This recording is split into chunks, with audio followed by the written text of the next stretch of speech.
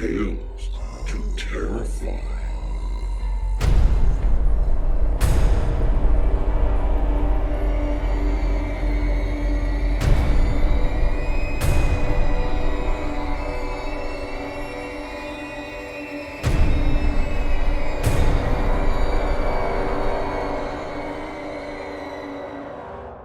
Good evening, children of the night.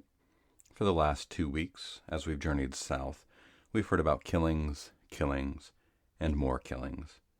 This week will be devoid of any deaths whatsoever, unless you count the billions of human deaths that will occur in the near future, as is forecasted by all but the most hopeful of speculative fiction. Our first stop in Georgia is not very horrific, but it is mysterious and would fit solidly on an episode of Unsolved Mysteries, if it hasn't been featured already.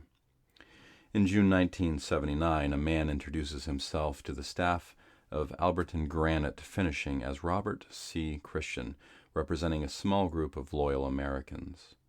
This group had been planning a monument and wanting it constructed in Alberton because he felt that it produced the finest granite in the whole world over. Joe Fenley, the president of Alberton Granite, was shocked to hear what Christian was asking for, granite slabs larger than any had ever been quarried in the county. Plus, he wanted them cut, finished, and assembled into an enormous monument to mark the passage of the sun and to mark the North Star. Asking for more details, Fenley heard that this monument would serve as a compass, clock, and calendar, and would have guides written in 8 different languages to help humanity pick up the pieces of itself after the pending catastrophe, whatever that may be.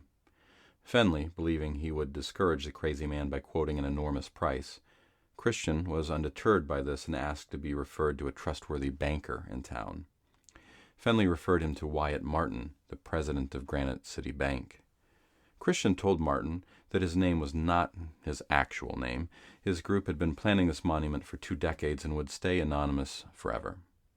Christian left the bank to find a plane to charter to scout the area. Meanwhile, Fenley and Martin remained skeptical of this mysterious person and the monument that he asked for. Martin refused to continue to work with the man unless he disclosed his true identity.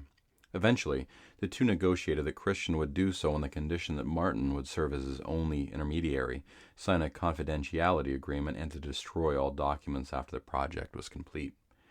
Before leaving town again, Christian left a wooden model of the monument and 10 pages of instructions to Fenley, and a $10,000 cash deposit with Martin. Fenley's company began work on the guide stones, having to purchase special equipment and hire expert stonecutters to quarry and finish the stones.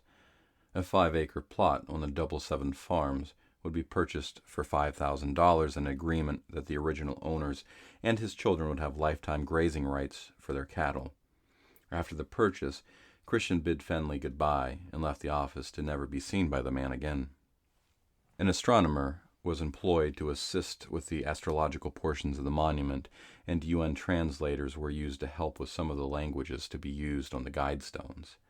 In early 1980, construction on the monument itself was underway. Meanwhile, critics claimed that Fenley and Martin were behind the whole thing and there was no Christian at all. The pair volunteered to take polygraph tests and passed convincingly. Also, a local pastor claimed that occult groups would use the monument as a place for sacrifices. Despite the critics, the unveiling of the guide stones was on March 22, 1980. Congressman Doug Bernard addressed a crowd of hundreds in attendance to see the stones. News crews from Atlanta would broadcast the 10 guidelines etched in 8 languages, which would draw even more controversy, the first of the 10 guides being the most controversial. First, maintain humanity under 500 million in perpetual balance with nature. Second, guide reproduction wisely, improving fitness and diversity. Third, unite humanity with a living new language. Fourth, rule passion, faith, tradition, and all things with tempered reason. Fifth, protect people and nations with fair laws and just courts. Sixth, let all nations rule internally, resolving external disputes in a world court. Seventh, avoid petty laws and useless officials. Eighth, balance personal rights with social duties. Ninth, prize truth, beauty, love, seeking harmony with the infinite. 10th, be not a cancer on the earth, leave room for nature, leave room for nature. Over the 35 years of its existence, it has been vandalized once, but attracted many theories of its origins and who made it. Personally, I'd like to think that Cicada 3301 group are behind it, but that is another mystery for another time. For now, those stones still loom silently, waiting for us to butcher ourselves and then help the survivors rebuild. I feel our story for the night appropriate to this favorite mystery of mine. The story comes from Paul Kane, who we heard from only 2 weeks ago with another story. Paul Kane was born in the town of Chesterfield, Derbyshire, UK, in 1973, and grew up on an estate not too far away. The son of a miner and a former secretary, Paul developed a taste for the strange and outlandish at an early age after his granddad read him a bedtime story about a mysterious house that dwelt within a sea of fog. In his early teens, he discovered the joys of horror, science fiction, and fantasy literature, raiding the local second-hand bookshops for anything and everything associated with these genres. Paul read insatiably, often sneaking away during school dinner hours to lose himself in the pages of such tomes. Paul has a very detailed biography on his website, which is, of course, linked in the show notes. He has an enormous collection of writing accomplishments, more than we could recount here. However, most recently, his new novel from SST Publications, Blood Red, is now available. If you ignored me 2 weeks ago, again, if you visit his site and check out only one thing, please check out his Hellraiser page. In it, he is quoted, has a quote from Clive Barker, naming Paul as the resident Hellraiser expert. Those movies are crazy, and I love them. This week, we will be hearing his story, Keeper of the Light.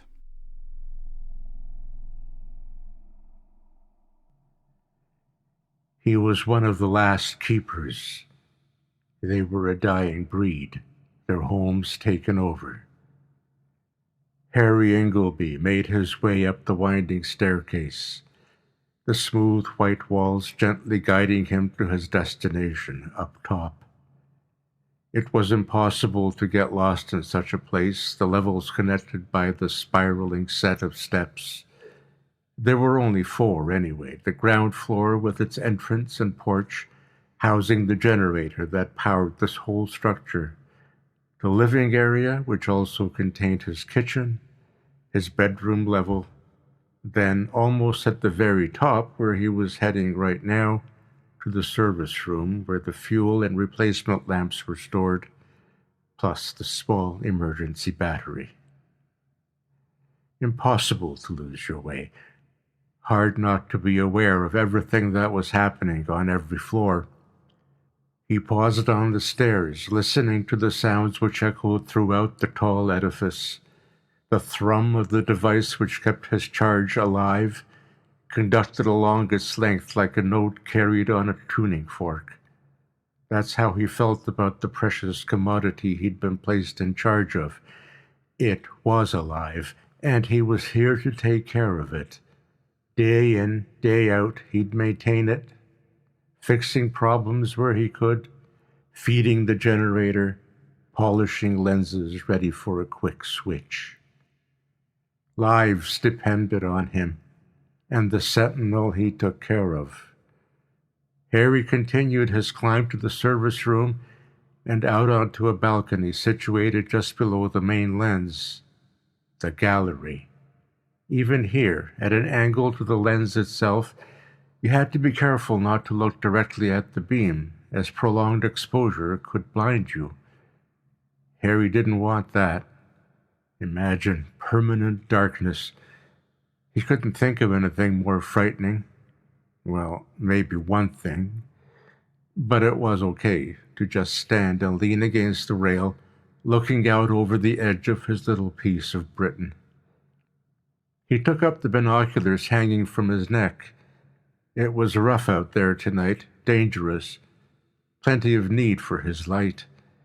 And even as he thought it, the beam swept round again in its obligatory arc, passing over his head and cutting a swath into the night, doing the same round the other side as well. Harry couldn't help smiling as he lowered his glasses. They were a good team, him and the lamp. Together they made a difference. Some might say it was a lonely existence he'd chosen. Actually, technically, it chose him, but Harry was used to being alone. He'd been on his own for some time now, a good few years, ever since his wife and children had died in the accident, an accident he still blamed himself for. Harry had to stop himself from thinking about it, and even as he did, his eyes began to water, tears threatening to break through, but he sniffed them back.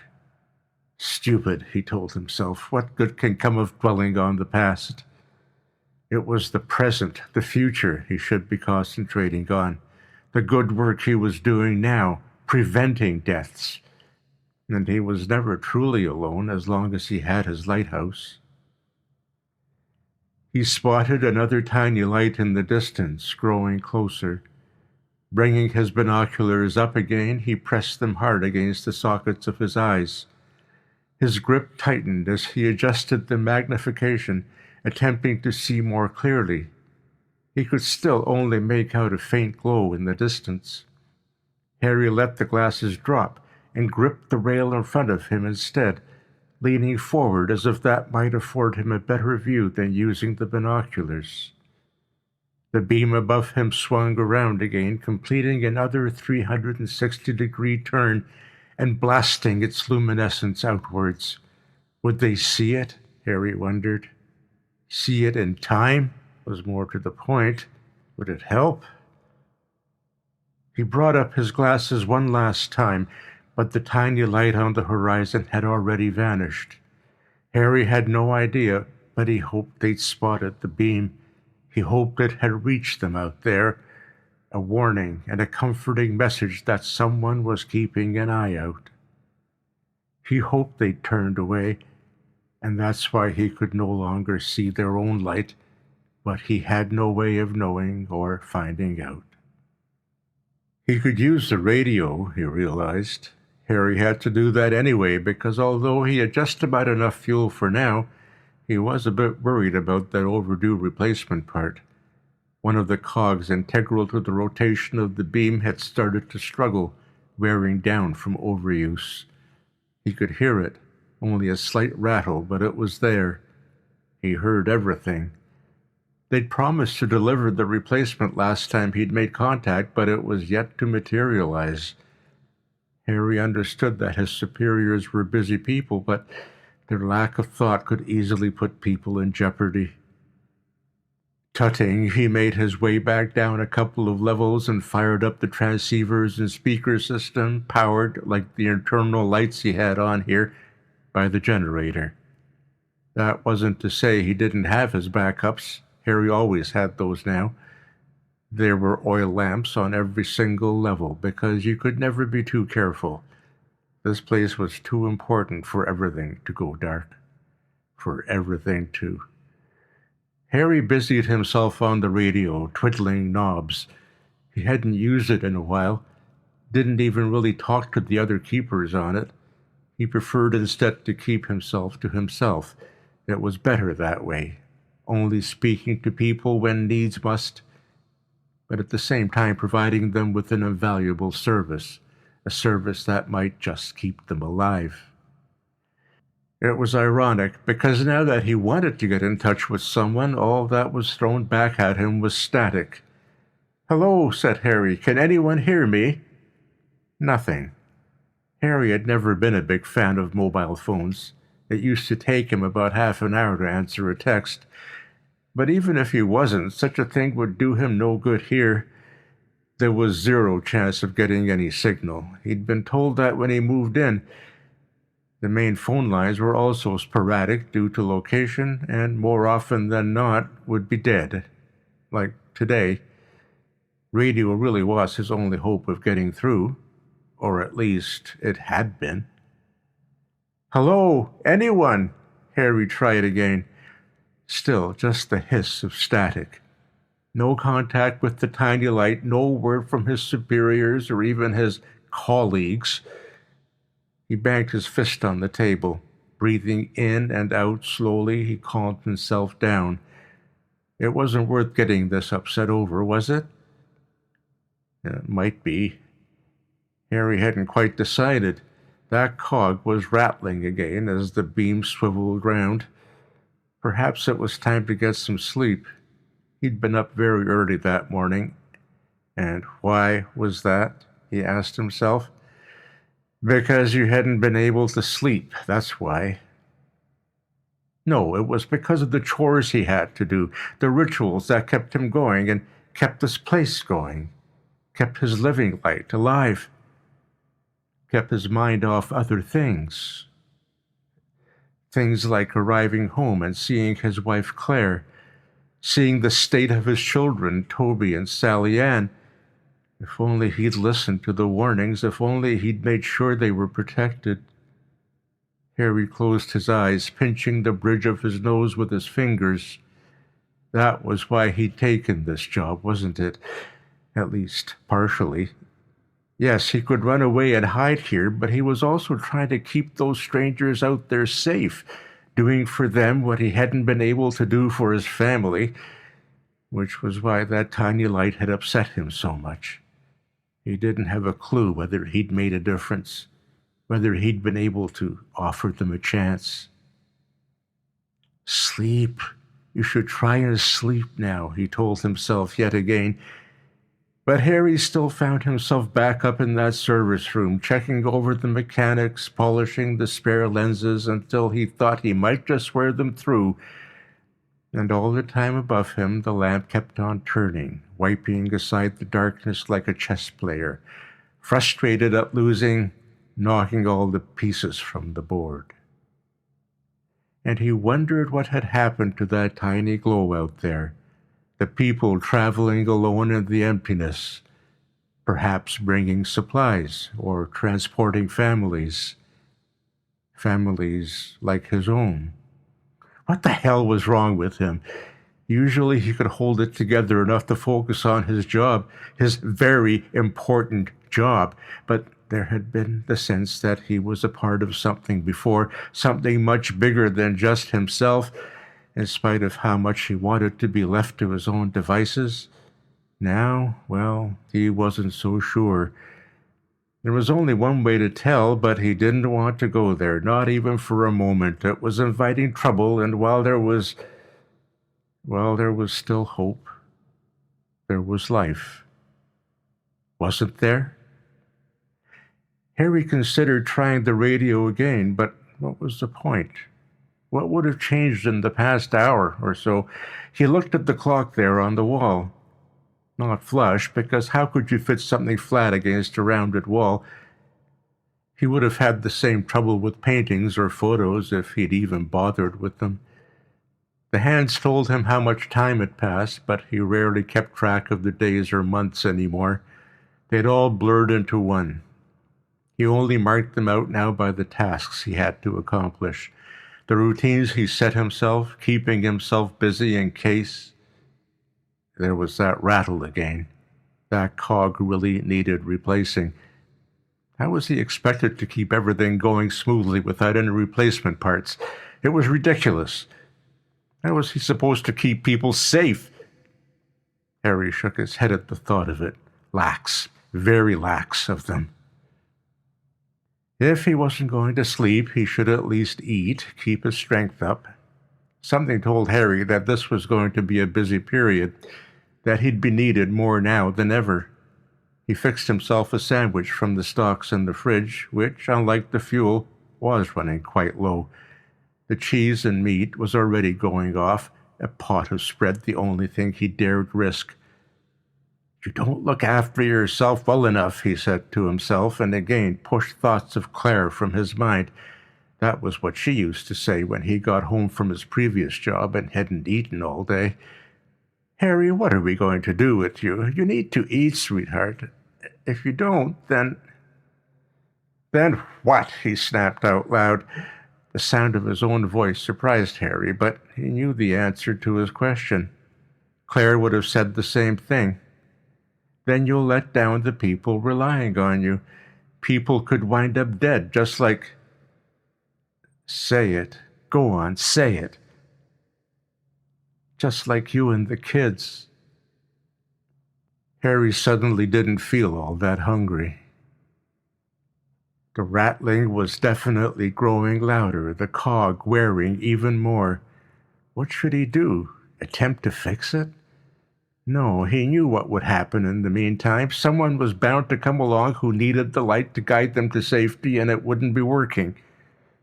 Actually, that wasn't true. It wouldn't be rotating, but it would still be on, needed to be on, just fixed in one position, which he could aim. But what if he wasn't able to do anything with the cog once it had been taken out? Harry had neither the skills nor the facilities to make another one. As it turned out, that little cog was the least of his concerns.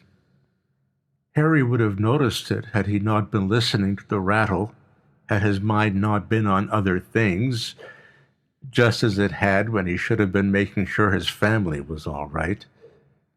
The thrum of the generator itself was a little off, the consequence of an air bubble in the tank itself. Harry had been too quick filling up the last time and was about to pay the price. The generator made a strange noise, halfway between a grunt and a whine. Then it began to splutter. Harry looked up to begin with, his mind still on that damn cog, and then he realized that wasn't the source of the problem at all. As he made his way across the kitchen, the internal lights began to flicker. "No, no," said Harry, dashing to the steps and swinging round the corner, nearly falling down them as he rounded it too quickly. He took them two at a time, relying on the curve of that wall to not only guide him, but carry him to the bottom of the lighthouse, to ground level where the generator was. The machine was not doing well. If it was spluttering as he took his first steps, then it had developed into a full-blown cough by the time Harry arrived. Racking, deep-throated coughs that told him the patient might not be long for this world. Just like the light itself, Harry still couldn't help thinking of this machinery as a living thing, and so he talked to it as he flitted about, attempting to fix whatever was wrong. "Come on, please don't die on me. You can't. Think about the light. Think about the people who will die. People like Claire, like Toby, and Sally Ann. Don't think about them. Don't think about what happened when you came home and found—" "Okay, then. People like him." Harry shook his head, not in dismay this time, but in sheer desperation. A silent plea to the generator not to switch off, but the airlock was doing its worst. Even as Harry figured out what it might be and was unscrewing the lid of the fuel tank, the machine gave a final whimper in complete contrast to the racking coughs from before and shuddered. And then it was still. No vibrations, no thrum that could be heard throughout the building. The tuning fork had no notes to carry. The music had stopped playing. The band now departing. Harry glanced up. The lights lining the staircase were already fading, the bulbs cooling as he watched. It would be the same story throughout the tower. He should begin by lighting the backups, the oil lamps. They'd buy him some time to work out what he should do next. By now, the small emergency battery up in the service room would be firing up. That would keep the main lamp going for a short while. But he had to think of a more permanent solution, and quickly, as the shadows lengthened in the porch. The silence that had replaced the thrum and then the coughing was itself replaced by another noise. A scratching sound. Harry backed off, slowly at first, then more quickly. "Light the lamps, light the lamps, light the lamps," he kept repeating it to himself over and over, ignoring the new sounds and racing back up the stairs again. Unfortunately, the same acoustics that told him the generator was functioning, back when it actually had been, now worked against him.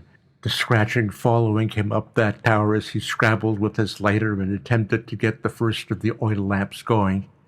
He fumbled with the lighter, though, flicking it and burning his fingers. The scratching grew louder, Then, just as he was about to put flame to wick, the splintering of the door caused him to jump and the lighter went out. They were already through, and already on the stairs. Harry's mind flashed back to finding his family, returning home after that drive through the city, witnessing the pandemonium on the streets, chaos he himself would have been a part of were it not for the headlights of his car ramming through the black. Though he had little time for this, he couldn't help reliving that evening again, reliving the weeks preceding it, the reports of nighttime deaths, eyewitnesses describing shapes in the darkness. Like everyone else, he dismissed it as nonsense, in spite of Claire's fears.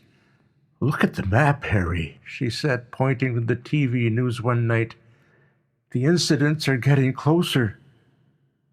"It'll all blow over," he told her. "Nothing to worry about. Besides, we never turned the lights off." Harry was referring to young Sally Ann's fear of the dark, which had started even before all this. They had always had to leave the landing light on when they went to bed. Fears that turned out to be, so justified. There are street lamps outside, plus the security light outside the house. Failing that, there are always candles if you're really scared, darling. Scared? Stupid idiot. Stupid fucking idiot. He'd even made light, God, how wrong that word choice was, of the situation. If he could go back right now, turn back the clock he took so little notice of, then he'd bundle them all into his Renault and make for somewhere safe. Oh, really, like where exactly? How was he to know the chain of events that would follow? What happened near the power station, the ripping down of pylons which carried electricity to all the homes in the region, or at least something inside the dark that had caused the damage? The lights in their home, the street lamps, all useless. Oh, and then the security lamp that had been wired up to a separate battery, well, that had failed as well because of him. Because he hadn't fucking checked that battery, had he? It had run down because he was too busy at the advertising agency. No checking routines back then, you see. Harry thought he was imagining some of it.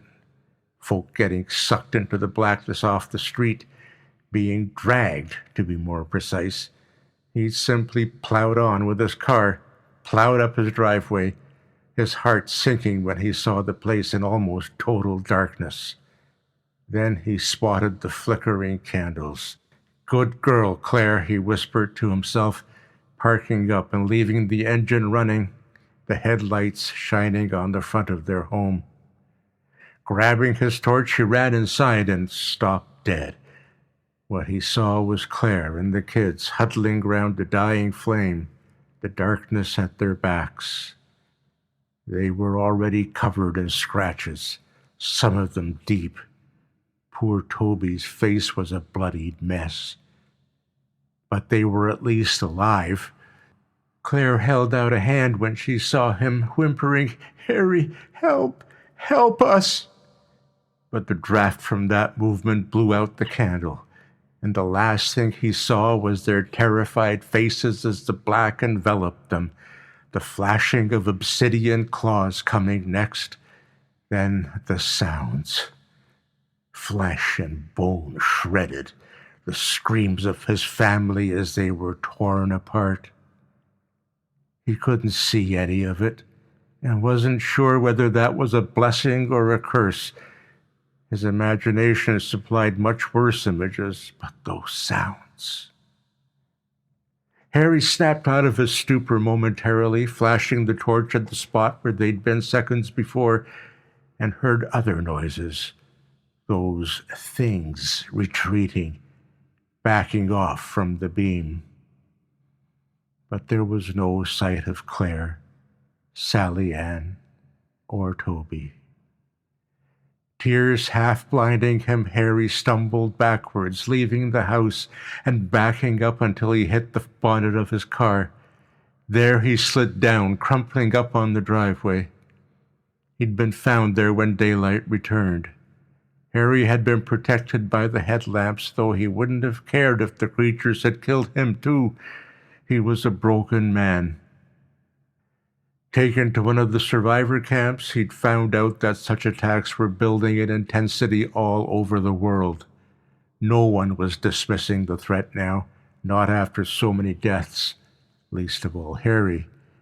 It was while he was there that he learned about the defenses being swiftly put into place, about the towers that would be built to protect, lighthouses just like they had overlooking the cliffs and the sea, except these would safeguard the people on the land instead.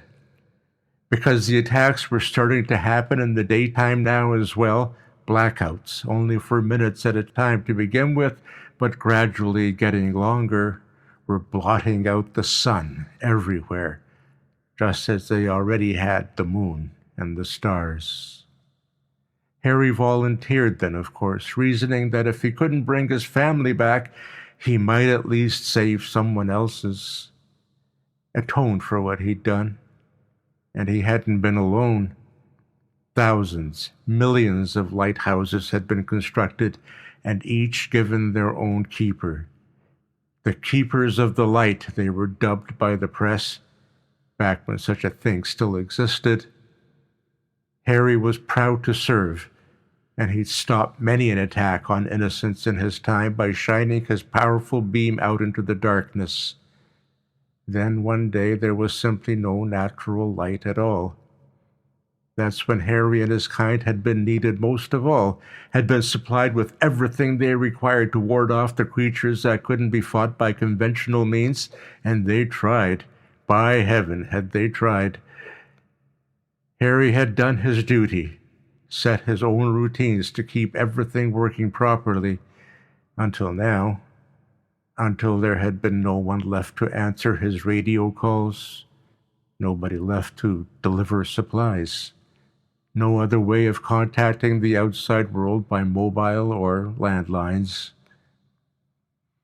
Harry fumbled with the lighter again, backing up as the shadows ascended the stairs. It was too late to light this lamp, he knew that, even as the claws emerged from the black just meters away, reaching out to grab him. Harry shoved his hand in his pocket and drew the torch he always carried about his person, firing the small beam into the dark like a gunslinger. There was that noise again, the same as it had been the night his family were murdered. The sound of those bastards inside the dark, retreating.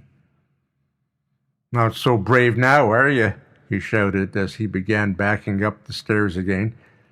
They paused, then followed at a distance. Harry realized that they wouldn't let him light any of the oil lamps, that if he took his eye off the blackness for even a second, enough to let his guard slip with the torch, then they'd be on him. So he continued to retreat. It was as he was passing by the living room that he heard the static on the radio crackle. Then the voice. Faint at first, it grew stronger. It belonged to a woman. Hello? Is anyone there?" "Yes," Harry wanted to shout, but he wasn't anywhere near the microphone to press the button. "Yes, I'm here." "Is there anyone left? I can't see any. There's no more light apart from our... Oh God, please help us. It's going out. Harry, help us." Harry made a move towards the radio, but it was already too late. The screams had started, the person obviously being savaged at the other end, and then the signal went dead. "No!" cried Harry. The darkness pushed forwards, and with it the creatures it contained. Harry had no choice but to begin back up the stairs again, retracing the journey he'd made not that long ago, past the bedroom level and on up towards the service room. The emergency battery was struggling to maintain the lamp. He could see that from here. It was nowhere near as powerful as the generator, and when was the last time he tested it? Harry thought for a moment. In amongst all his checks, had he done one on the battery lately? Yes, of course. Only the other week, or was it the other month? He'd been frightened of running it down, like there was precious little energy in it anyway. The lens had stopped turning, though, and was just pointing out over the land in one direction. It was also flickering, just like the electric lights had been throughout the tower when the generator was failing. He didn't have much time, he knew that. Harry glanced down the stairs at the approaching tide of black, then sideways at the fuel he had left. He grinned madly.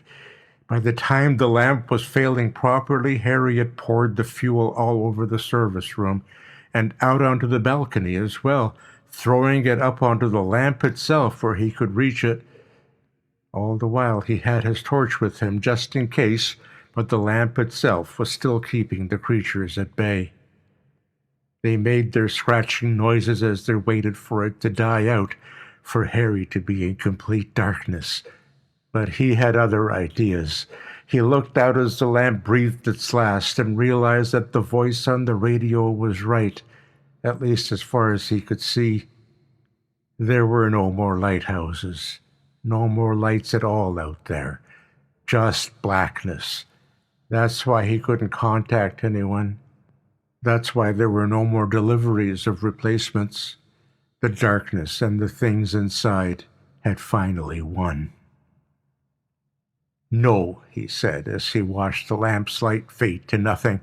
"Not yet, you haven't." Harry readied himself, gripping the lighter that he'd need 2 hands to flick. He wouldn't fail this time. He couldn't. He dropped the torch, hearing it shatter rather than seeing it, feeling the black wash over him, feeling the claws raking him. There was a spark, and even as Harry died, he laughed. Because he was one of the last keepers of the light. No, he was the last keeper of the light. And even as he blacked out himself, he was still able to complete his job.